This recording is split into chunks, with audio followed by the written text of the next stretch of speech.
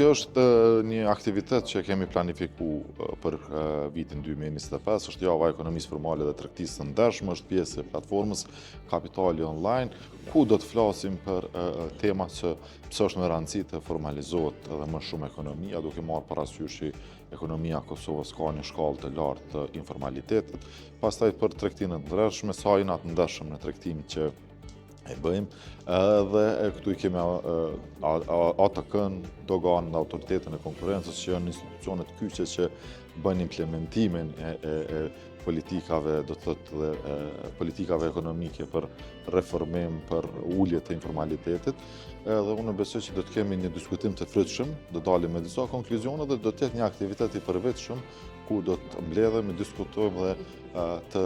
të analizojmë se çka janë sfidat dhe çka duhet bëjmë që të kalojmë këto sfida. Sot jemi në javën e ekonomisë formale dhe tregtisë së ndershme. Mendoj që është një iniciativë që ja vlen për faktin që janë shumë gjëra fundamentale që po i trajton kjo javë në parim që Kosova ka kohë që nuk është që i ka humbë, po i ka lënë në hije kështu. Pra, në parim integriteti si parim profesional që e kemi na tashmë,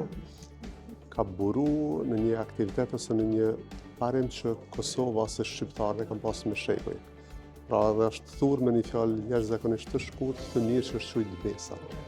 Pra, besa ndër njerëz, na po mundohemi në këtë javën e ekonomisë formale me trajtu që lidhet me besimin mes institucioneve dhe biznesin përgjithësi. Si autoriteti i konkurrencës jemi të ftuar nga zoti Pança dhe ekipi i tij për të prezantuar lidhur me politikën proaktive të autoritetit të konkurrencës, lidhur me tregjet e liberalizuara, ekonominë e ndershme dhe javën e ekonomisë formale dhe të ndershme në kuadër të këtij eventi.